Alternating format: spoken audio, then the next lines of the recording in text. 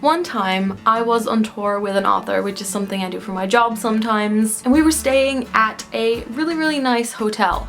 I don't really stay at hotels in general. One morning I got up really early because I wanted to explore the city before we went on to the next one. I wasn't sure if I'd be returning to my room on time, and I just had a little backpack, so I brought that with me. So 2 hours later I walk back to my room, I say hi to the cleaning lady on my way there, and I open my door and realize they've cleaned my room. I'm still supposed to have the room for an hour or two, and now I'm faced with a dilemma. Do I not use it and go downstairs and check out? Or do I stay in my room and potentially mess it up? So what I ended up doing was I went to the bathroom, I made sure to fold the toilet paper very neatly in that way that they do in hotels, and then I just sat on the edge of a chair and watched TV for an hour, and I made sure not to touch anything to avoid an awkward situation. And if the next guest would have come in without the cleaning lady coming in before, I think everything would have been fine. I think hotels should come with an etiquette guidebook. So a few weeks ago, I got this freelance videography job shooting this fishing show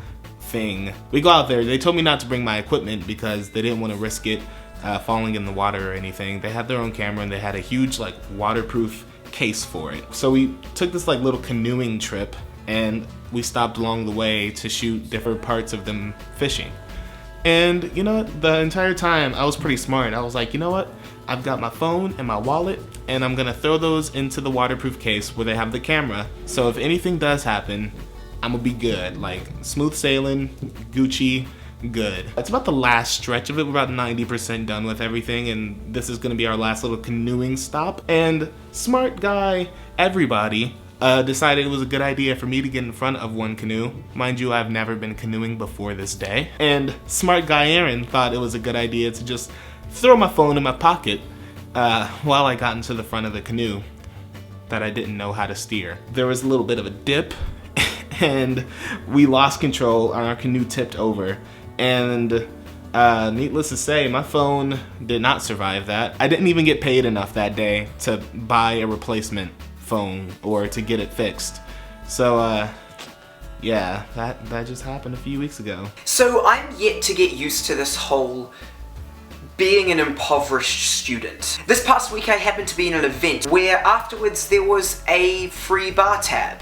Now the cheap side of me really enjoyed this, and the fact that now I wouldn't have to spend money on drinks. This all works out swimmingly until the night draws to a close and we decide to go get something to eat. Being a local, they asked me where to go, and instead of suggesting somewhere cheap like Macca's, I say, why don't we go to this relatively swanky restaurant? Now when drunk, most people would reach for a burger, chips, or pizza, something like that. But no.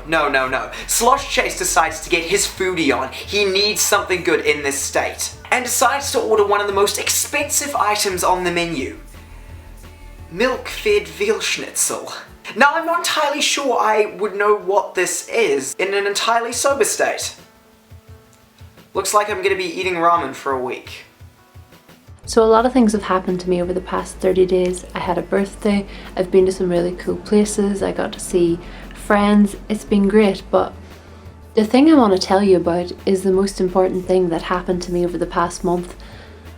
Basically, I had the best breakfast of my life. Like any good breakfast, it was served at 1 o'clock in the afternoon. I made it myself. It basically had every type of bread you could want. It had eggs, it had some vegetarian sausages. I think my expectations were really low because I just wanted some filling food, and I didn't mean to make this masterpiece of gourmet excellence. I Instagrammed it because it was beautiful.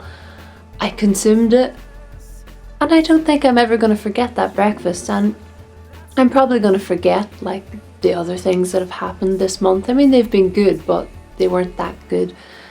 Maybe this says something about how I value food more than I value social interaction, but I think I'm okay with that.